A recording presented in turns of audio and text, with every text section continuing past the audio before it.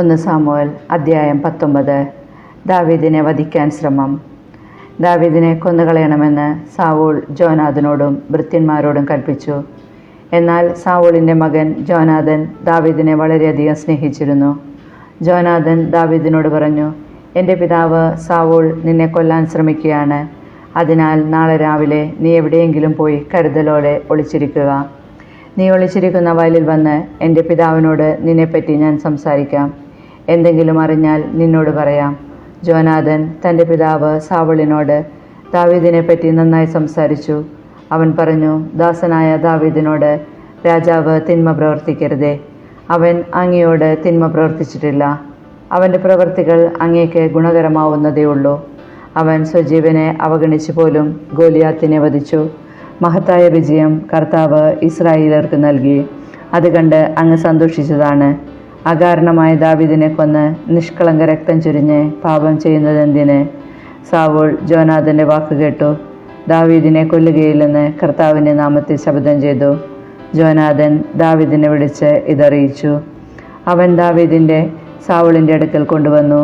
ദാവീദ് മുൻപത്തെ പോലെ അവനെ സേവിച്ചു. വീണ്ടും യുദ്ധമുണ്ടായി. ദാവീദ് ഫിലിസ്ത്യരോട് പടവെട്ടി വളരെ പേരെ വധിച്ചു. അവർ തോറ്റോടി. കർത്താവയച്ച ദുരാത്മാവ് സാവൂളിൽ ആവസിച്ചു. അവൻ കയ്യിലൊരു കുന്തവുമായി കൊട്ടാരത്തിലിരിക്കുകയായിരുന്നു. ദാവീദ് കിന്നരം വായിച്ചു കൊണ്ടിരുന്നു. സാവൂൾ അവനെ കുന്തം കൊണ്ട് ചുമരോട് ചേർത്ത് തറയ്ക്കാൻ ശ്രമിച്ചു. അവൻ ഒഴിഞ്ഞുമാറി. കുന്തം ചുമരിൽ തറഞ്ഞു കയറി. ദാവീദ് ഓടി രക്ഷപ്പെട്ടു. ദാവീദിനെ രാവിലെ കൊല്ലാൻ കാത്തു നിൽക്കേണ്ടതിന് അവൻ്റെ താമസ സ്ഥലത്തേക്ക് ആ രാത്രിയിൽ സാവൂൾ ദൂതന്മാരെ അയച്ചു. എന്നാൽ അവൻ്റെ ഭാര്യ മിഖാൽ പറഞ്ഞു, ഈ രാത്രി രക്ഷപ്പെട്ടില്ലെങ്കിൽ നാളെ അങ്ങ് വധിക്കപ്പെടും. ജനൽ വഴി ഇറങ്ങിപ്പോകാൻ മിഖാൽ ദാവീദിനെ സഹായിച്ചു. അങ്ങനെ അവൻ ഓടി രക്ഷപ്പെട്ടു. മിഖാൽ ഒരു ബിംബമെടുത്ത് കട്ടിലിൽ കിടത്തി. തലയ്ക്കൽ ആട്ടിൻരോമം കൊണ്ടുള്ള തലയിണ വെച്ചു. തുണി കൊണ്ട് പുതപ്പിച്ചു. സാവൂൾ ദാവീദിനെ പിടിക്കാൻ ദൂതന്മാരെ അയച്ചപ്പോൾ അവൻ സുഖമില്ലാതെ കിടക്കുകയാണെന്ന് അവൾ പറഞ്ഞു. അവനെ കൊല്ലാൻ വേണ്ടി കിടക്കയോടെ തൻ്റെ അടുക്കൽ കൊണ്ടുവരാൻ സാവൂൾ ദൂതന്മാരെ അയച്ചു. ദൂതന്മാർ അകത്ത് കടന്നപ്പോൾ കട്ടിലിൽ ഒരു ബിംബവും തലയ്ക്കൽ ആട്ടിൻരോമം കൊണ്ട് തലയിണയുമാണ് കണ്ടത്. സാവൂൾ മിഖാലിനോട് ചോദിച്ചു, എൻ്റെ ശത്രു രക്ഷപ്പെടാൻ അനുവദിച്ചതുകൊണ്ട് നീ എന്തിനാണ് എന്നെ വഞ്ചിച്ചത്? മിഖാൽ സാവൂളിനോട് പ്രതിവചിച്ചു, നിന്നെ ഞാൻ കൊല്ലാതിരിക്കണമെങ്കിൽ എന്നെ വിട്ടയക്കുക എന്ന് അവൻ എന്നോട് പറഞ്ഞു. ദാവീദ് ഓടി രക്ഷപ്പെട്ടു.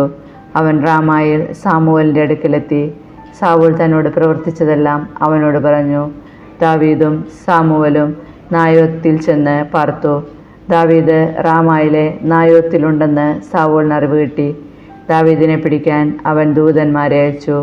ഒരു സംഘം പ്രവാചകന്മാർ പ്രവചിക്കുന്നതും സാമുവേൽ അവരുടെ നേതാവായിരിക്കുന്നതും സാവൂളിൻ്റെ ഭൃത്യന്മാർ കണ്ടപ്പോൾ അവരുടെ മേലും കർത്താവിൻ്റെ ആത്മാവ് ആവസിക്കുകയും അവർ പ്രവചിക്കുകയും ചെയ്തു.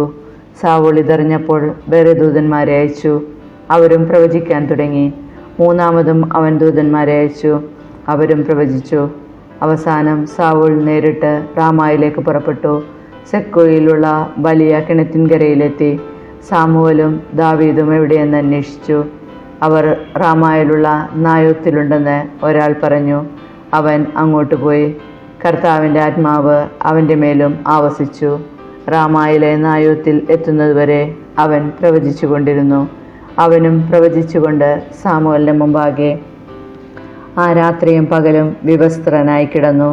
സാവൂളും പ്രവാചകനോ എന്ന പഴമൊഴിക്ക് ഇത് കാരണമായി.